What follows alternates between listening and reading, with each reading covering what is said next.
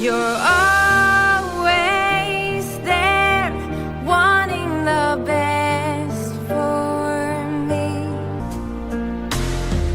When you smile, you make my life worthwhile. You make me whole again, living in shadows then. Just wait a little while, you can bring back my smile. You are the reason we are here, we need you with us, and to guide us again without fear. You are the reason, you are the reason.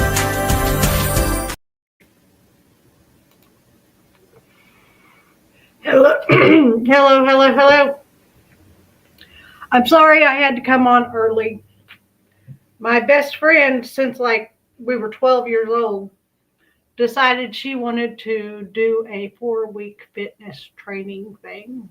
And it's over in Wichita, and it starts at 7 o'clock at night. And she decided this at 11:30 last night.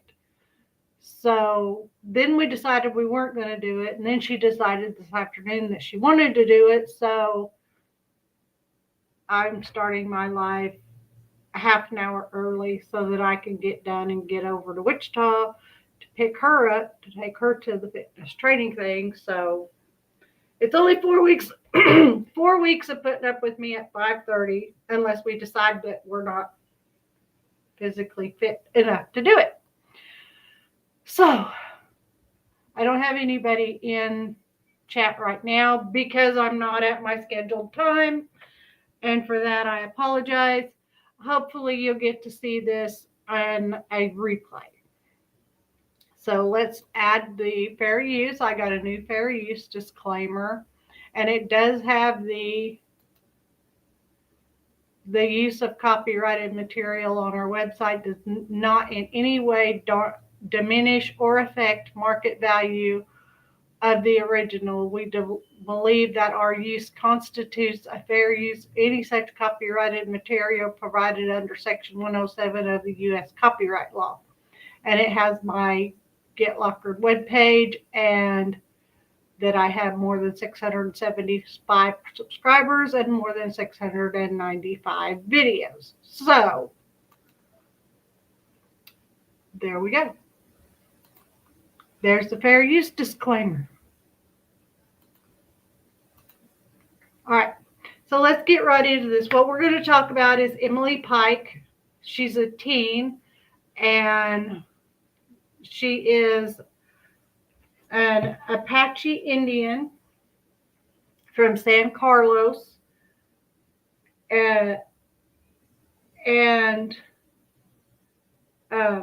Her death sparks DCS to recognize Indigenous communities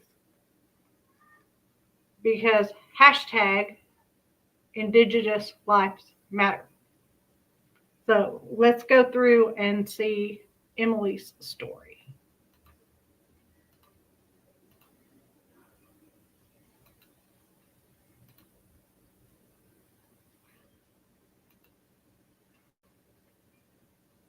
Oh, let me turn some media on.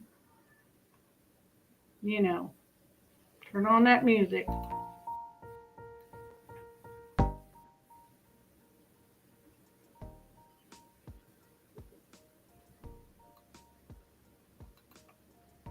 Okay, now let's play this.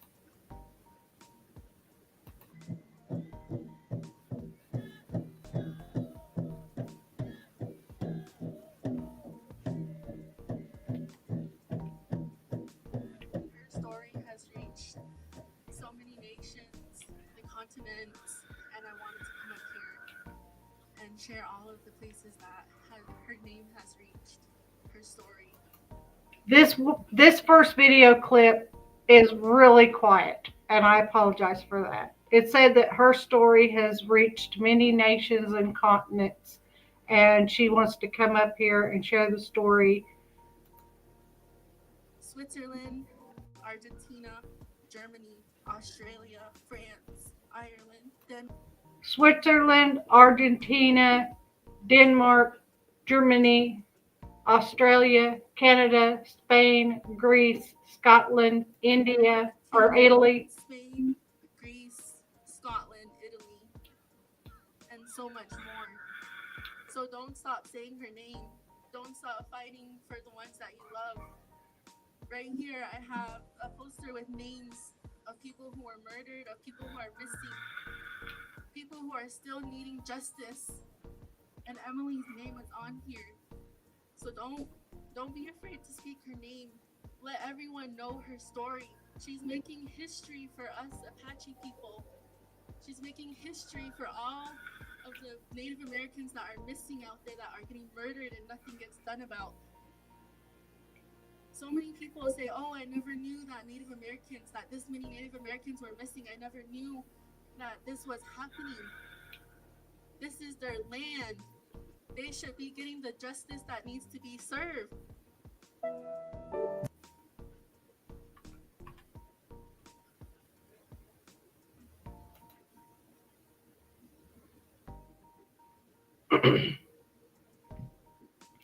It says Emily Pike knew life was precious. When her cat died, she was devastated and always asked her aunties for another one. Her uncle, Alred Pike Jr., said Saturday during a vigil to remember the teen. Emily, her story is going to live on, Pike said. Her life might have been cut short, but her name is being mentioned all over. A 14-year-old member of the San Carlos Apache tribe, Emily was found unalived on Valentine's Day in the woods outside of Globe after being reported missing from Mesa in late January. Hundreds of people from across Arizona converged Saturday evening on the San Carlos Apache Reservation for a candlelight vigil honoring Emily, who was often described as sweet and soft-spoken. The unaliving of the Indigenous teen has united communities across Arizona and the nation, ensuring her name will not be forgotten as vigils and protests continue 1 month after authorities first found Emily's body. No suspects or persons of interest were identified in her unaliving as of Thursday. The Gila County Sheriff's Office said the San Carlos Apache tribe passed a resolution offering up $75,000 for information leading to an arrest in Emily's case. On the reservations, hundreds of red handprints dotted a water tank in Peridot, the finishing touches of a mural immortalizing the teen girl. Emily's mother, Steph Dozella, placed the first handprint, said Myron Starr, on the artist's painting the mural. Woke up a spirit inside me, and that needed to wake up, said Starr, who is a San Carlos Apache. The tank was located 15 minutes east of where the candlelight vigil was held.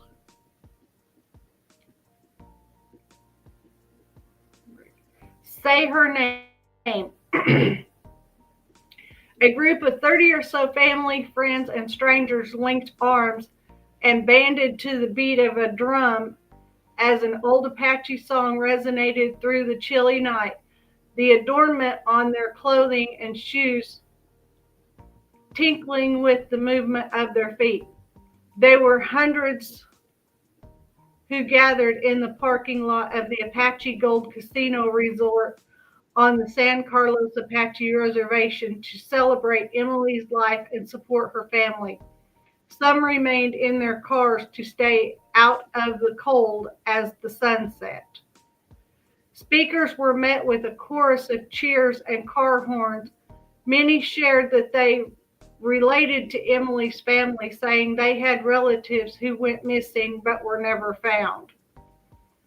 Emily's brutal unaliving has led to a resurgence of the missing and unalived Indigenous women and people movement. One of the hopes to keep the spotlight on Emily and the pressure on authorities to find an answer. It's been long. It's been a long month for us, but we will be loud and continue to be that voice for Emily, said Alyssa Dosella, Emily's cousin. She said the family was frustrated by the lack of answers from the Gila County Sheriff's Office, but urged patience as the investigation continued. Many attendees painted a red handprint over their mouth, symbolizing the movement, which shed a light on the violence disproportionately affecting Indigenous people. Arizona reported the third highest number of missing and murdered Indigenous women and missing among states in the U.S., according to data analyzed by the Urban Indian Health Institute in 2018. Emily's unaliving has also ignited an outcry on social media, with many using hashtags like Justice for Emily Pike and hashtag No More MMIW and hashtag Say Her Name to bring more visibility to her case and missing and murderous Indigenous people. As the evening grew dark, flickering candles and bright phone flashlights illuminated the parking lot. The crowd chanted calls for justice. Pike, Emily's uncle, ended his speech at the vigil with a call and response, his energy and emotion infecting the crowd. Say her name, he yelled into the microphone, his voice raw. Emily Pike, the crowd shouted. What happened to Emily Pike? Emily Pike was last seen on foot near her group home near Mesa Drive and McKellips Road in Mesa on January 27th. Officials said she had run away from the home when she left with no Amber Alert being broadcasted. Mesa police said there was no indication of an abduction or that she disappeared under suspicious circumstances. 17 days later, Emily's remains were found in garbage bags by someone walking in the woods northeast of Globe. The Gila County Sheriff's Office said police told the family that Emily's torso and head were found in one bag and her legs in another bag, said Gail Patchouli, a longtime friend of Emily's family who is San Carlos Apache. Her arms and hands haven't been found, Patchouli said. An internal memo posted on Facebook by the Gila County Sheriff's Office leaked information about the condition of Emily's body when it was found. A spokesperson for the Sheriff's Office said the information was not officially released and declined to comment. Detectives are vigorously following leads, and a spokesperson for the Gila County Sheriff's Office said, despite no suspects or persons of interest being publicly identified, the family is hopeful the reward offered by the tribe will help in locating the suspect or suspects. Officials have not provided an estimate of how long Emily was unalived at the time of her discovery. The cause and manner of unaliving remain under investigation by the Pinal County Medical Examiner's Office, which investigates unalivings in Gila County. Two federal agencies, the FBI and the Bureau of Indian Affairs, officially joined the investigation on March 5th, nearly 3 weeks after officials found Emily's body. Spokespeople for the FBI and the Gila County Sheriff's Office declined to comment on the involvement of the Federal Bureau. The Sheriff's Office reminded the lead agency. Anyone with information about the case is urged to contact the Gila County Sheriff's Office detective at 928-200-2352. The Bureau of Indian Affairs Special Agent at 505-917-7830 or San Carlos Apache Tribe Police Detective at 928-475-1755. Wow, that's just almost too much. Okay, the next thing I'm going to bring up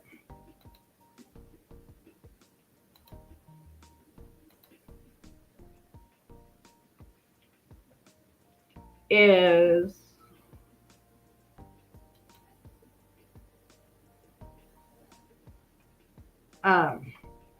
let me go back down for a second. It says search for unaliver after 14-year-old Emily Pike found dismembered. It's a news article. Welcome back. This morning, we're giving a voice to victims like 14-year-old Emily Pike. She was found murdered, her body parts in trash bags on the side of the road outside of Pheonix, Arizona. Her brutal murder is sending shockwaves through her San Carlos Apache community where she was living. Emily was living in a group home at the time that she ran away in January, and hikers discovered her remains a couple weeks later. She was found in eastern Arizona, and her family is devastated. And we don't know at this time, who is responsible. But I do know they mess with the wrong people. We are not going to be quiet. This is not going to, we want justice, and we're not going to be quiet until we get it. Several vigils have been held to honor Emily Pike and to bring visibility to missing and murdered Indigenous people. Emily's killer is still out there this morning. Let's talk about how we get justice for Emily. I have two very special guests I want to welcome in. They got up very early this morning to be with us, and we're so grateful for that. Emily's uncle, Allred Pike Jr., is with us, and Mary Kim Titla is with us as well, who knows Emily's family and who's also the executive director of the organization United National Indian Tribal Youth. Welcome to you both. Allred, I'd like to begin with you, if I may, please. And might I just start by saying, on behalf of everyone at Court TV, we are so sorry for your loss. Allred, tell us about your niece, Emily, please. Emily was just a teen, she was learning how to do her makeup. She was full of life. She was a happy young girl, no matter what the circumstance, she smiled. And all the pictures that are out there, you could see that beautiful smile of my niece. And that's the perfect example of who she was. She was always smiling. Sunshine, just a picture of sunshine when I look at the photos of her. That's how I would imagine her, Allred. Mary Kim, you're also a member of the San Carlos Apache tribe that Emily belonged to. What can you tell us about the sentiment among the members of the community learning of Emily's murder? This has been outrageous for us. It's been heartbreaking. We're going through all the phases of grief along with the family. Many of us, know the extended family and the relatives, and the fact that she is from our tribal community brings it to another level. It makes it more personal. We all have suffered some sort of trauma in our lives due to, the historical and generational trauma that we've experienced. I personally, my mom's mother was Apache, I believe, and my mom's father was Blackfoot. So I personally have Indian in me. It's in my cheekbones and the fact that my hair won't turn gray.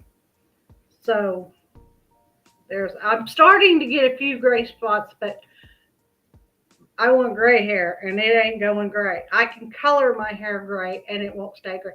Hey, H. Davis. Hey, welcome in. Thank you for being here.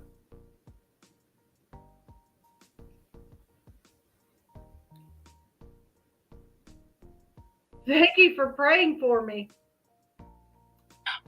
In our history, and many of us, others, including my own family, we have our own relatives who've gone missing and were found murdered. So we are experiencing, the sad. And we feel for the family very deeply. There's been an outpouring in our community surrounding the family, to support the family, to show solidarity and to show that we care. So people are coming together to walk and to have vigils and to march. And they're creating posters and T-shirts, and it's really been amazing to see that we are alarmed at what happened, and everyone wants justice. Yes, Mary Kim. And might I say, on behalf of all of us, we are sorry for the losses you've experienced. I understand you've had 3 relatives go missing, and we are so sorry, 3 female relatives, I should say, that you've experienced that. And when you come from that place of understanding and trauma, this just hits so much harder. Allred, tell me, when we think back, I'm sure you've gone over these facts of Emily's case in your mind zillions of times. We understand that she ran away from the group home. She had run away before. We understand police were called. What do you think might have happened? Do you think that somebody could have been trying to lure her? Do you think that she was targeted by someone trying to get her out of that group home and out of the safe place she was in, and to do her harm? That's a very, the possibilities there for someone to lure her out. I mean, from Mesa to where she was found is a good 80-mile drive. So from where she was at to where she ended up is way out there in the middle of nowhere. So questions kind of come up. How did she end up all the way back close to the reservation borders? Who would be able to do something like this? You know, is it somebody local? Is it that somebody from the valley bring her back down towards close to the reservation? The questions are out there. How, why? You know, it's just frustrating that we're not getting any answers at the moment. Right. I'm sure it's incredibly frustrating. We know, Mary Kim, we know that the Department of Child Safety has opened up an inquiry into that group home where Emily was living. And we know that there's also a legal push in the House of Representatives right now with a bill to try to change the Amber Alert system to make sure that it includes Indigenous people. Your thoughts on these 2 components, please? It's very important to have an Amber Alert for missing and murdered Indigenous women and girls. We know that this is an epidemic. Indigenous women have the highest rates when it comes to missing and murdered Indigenous or people. And so this is very important. We want to make sure that this doesn't happen again. There have been too many cases, and we're very concerned, that if someone else goes missing, what's the response time? We all know that there were so many things that went wrong in this particular case, and the family was not notified very quickly. The tribal community did not learn about this issue until a week or 2 later, and it's very. You're good. I had to start early, Amanda. I've got to go do something, and I got to be in Wichita by 6:30 to get that done. So if it's something that continues, we don't know. We just got to go to orientation tonight. But if it's something that continues for the next 4 weeks, she's from San Carlos. But so if it goes, then I'll have to come on at 5:30 for the next 4 weeks. If it doesn't go, then I'll go back to my regular time. Because we're joining a fitness boot camp. So you should come up and go with us for 4 weeks. Alarming. So having an Amber Alert is very important. To address this issue, it is widespread, and we've have others in our community that are still missing and have not been found. And what's really alarming is that the perpetrator or perpetrators in this case are still on the loose. So obviously, you know, there is some level of fear in the community. They're still out there. And again, you know, Emily deserves justice. The family deserves justice, deserve closure. Yes, they sure do. We're going to continue following the case. I want to have you both back on again sometime soon. Mary, Kim, Allred, thank you both so much for talking about this very important case. We appreciate you, and we send you our love. And as we head to break, let's keep remembering the victim of this case, Emily Pike. We're keeping her at the forefront of the story as authorities continue searching for her killer or killers. She was only...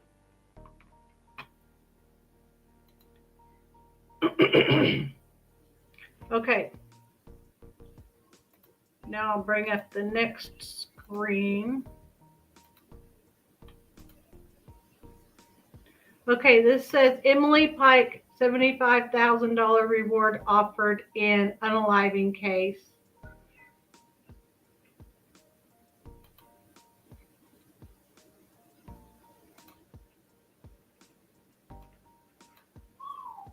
They're still searching for who killed a 14-year-old girl from the San Carlos Apache tribe. Emily Pike's remains were found in February after she was reported as a runaway. Fox 10's Kinsey Beach joins us live tonight as tribes around the valley walk in her memory. Kinsey. Yeah, a month after Emily Pike's remains were found dumped 100 miles from Gila County, there have been no arrests. Tribes all over the valley are searching for answers not only for Emily Pike, but for many missing and murdered Indigenous women.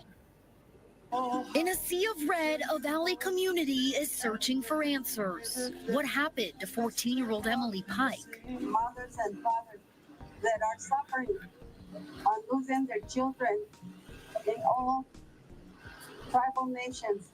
On January 27th, Emily Pike was a report.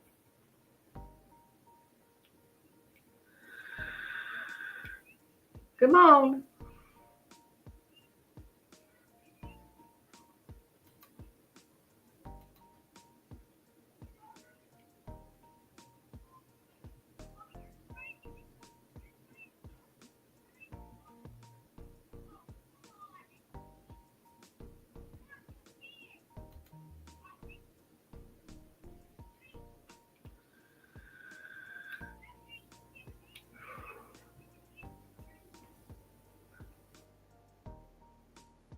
Well, it's like this video is not going to play.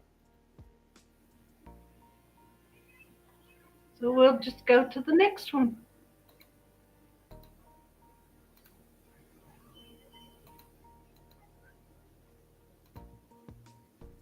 I did set this up about 8 o'clock this morning, so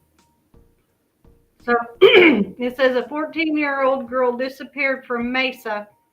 Her body was found near Globe 17 days later. And this is from Arizona Republic on the AZCentral. The links to all these stories are in the description. They used red Solo cups to put Justice for Emily on the fence.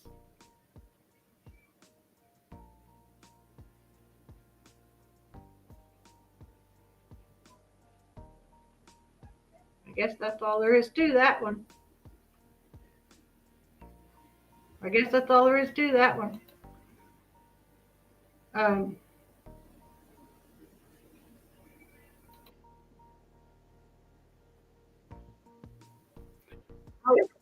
Let me bring this up on screen so y'all can see what the video is. I'm sorry.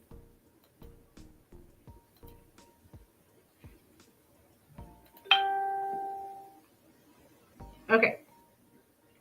Fox 10, the agency has opened a licensing inquiry, and this is into a Mesa group home where a 14-year-old girl lived before she disappeared, and then This is the good news of the story, okay? My husband and I are trying to only do good news stories, and even though it's sad and totally horrible what happened to Emily, this is the good news part of the story. was later found dead last month. Lawmakers working on a measure to protect more Indigenous people in our state. Dominique Newland has the story. Dom? Good morning. So the death of Emily Pike is still under investigation, but some are wondering if a measure like the one that's currently moving through the legislature could have saved her. So we're talking about House Bill 2281.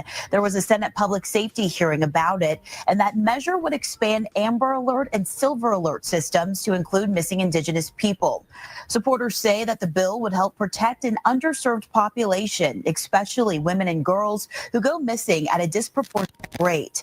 Emily Pike was a member of the San Carlos Apache tribe. Her body was found near Globe on Valentine's Day, more than a week after she was reported missing from her group home. These alerts are fantastic, but we leave off a segment of population who go missing, and the state of Arizona doesn't even know to look for them. So we know when it comes to Amber Alerts, they cover children, but there are certain criteria that must be set before it actually does become an Amber Alert. And so not all missing persons cases do fall under Amber Alerts. However, with this House Bill 2281, it's already passed in the House. Now it goes to the Senate. And if that were to go through to be passed, it's headed to Governor Hobbs' office for her signature. That is good news. I don't care who you are. In my opinion, that is really good news. Really good news. Okay, I have to get out of here so I can get over to Wichita to get to this fitness training class to see if I'm going to live through it. Wish me luck. All right, I'll see you tomorrow. Do something nice for someone, even if it's just be the reason they smile. And